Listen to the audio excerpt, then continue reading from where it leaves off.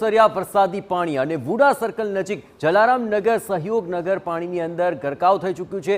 700 મકાનો પૈકી 100 થી વધુ મકાનો તો પાણીમાં ગરકાવ છે અને હજુ પણ સતત વિશ્વામિત્રીની જળ સપાટી વધી રહી છે અને સતત વધી રહેલી જળ સપાટીથી સ્થાનિકો અત્યારે ચિંતિત છે અને સ્થાનિકોએ સ્વચ્છતાએ જ હવે સ્થળાંતર કરવાની શરૂઆત કરી લીધી છે। આપણે જણાવીએ કે મકાનો સાથે મંદિરોની પણ જાણે કે જળ સમાધિ થઈ ગઈ હોય તેવા દ્રશ્યો સામે આવી રહ્યું છે।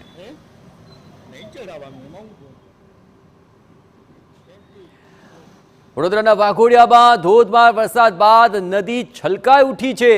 અહીંના ચણોથિયાપુરા ગામ પાસે તામસી નદી હાલ તો બે કાંઠે વહેતી હોય તેવા દ્રશ્યો સામે આવ્યા છે। નદી પરના બ્રિજ પર પાણી ફરી વળતા તે હાલ ગરકાવ થયું છે અને ચણોથિયાપુરાથી ડભોઈ તરફ જવાનો માર્ગ બંધ થઈ ચૂક્યો છે।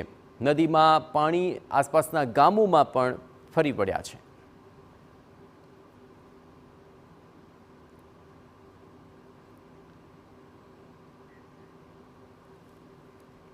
વડોદરાના વુડા સર્કલ પાસે ભૂવો પડ્યો હોવાના મળી રહ્યા છે અહેવાલ, જ્યાં વડોદરામાં 2024નો આ સૌથી મોટો ભૂવો પડ્યો છે।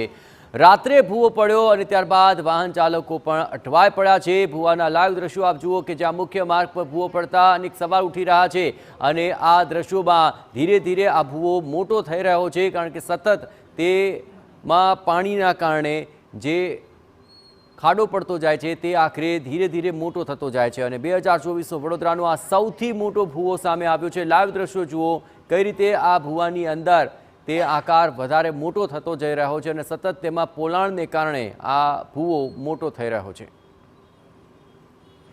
શહેરમાં ગઈકાલે વરસેલા અનરાધાર વરસાદે વડોદરા શહેરના લોકોનું જનજીવન વ્યસ્ત કરી નાખ્યું છે, ત્યારે વડોદરા શહેરના વુડા વિસ્તારમાં આવેલા જે L&T સર્કલ છે ત્યાં આગળ 10 ફૂટ મોટો ભૂવો પડ્યો છે અને આ ભૂવાના કારણે સ્થાનિકોને અવર જવરમાં મુશ્કેલી પડી રહી છે। જે રીતે વાત કરીએ 12 કલાક સતત વરસાદ ચાલુ રહ્યો હતો, જેના કારણે વરસાદમાં ભૂવા પડવાની સમસ્યાઓ થતી હોય છે। શહેરમાં બે વિસ્તારમાં મોટા ભૂવા પડ્યા હતા, તેમાંથી એક વિસ્તાર છે વુડા સર્કલ, જ્યાં આગળ આ પ્રકારે મોટો ભૂવો પડ્યો છે। ભૂવો પડતાની સાથે જ પાલિકાની જે સ્માર્ટ સિટીની મોટી વાતો છે તેની પોલ છતી થઈ રહી છે। ઠેર ઠેર અલગ અલગ જગ્યાઓ પર અનેક નાના મોટા ખાડાઓ પડી ગયા છે, પરંતુ હાલ જે પ્રકારે વડોદરા શહેરના નિઝામપુરા નજીક વિસ્તારમાં આવેલા અને વુડા સર્કલ પર જે ભૂવો પડ્યો છે તેને લઈને સામાજિક કાર્યકરો અહીંયા આગળ હાજર છે, તેમની સાથે વાત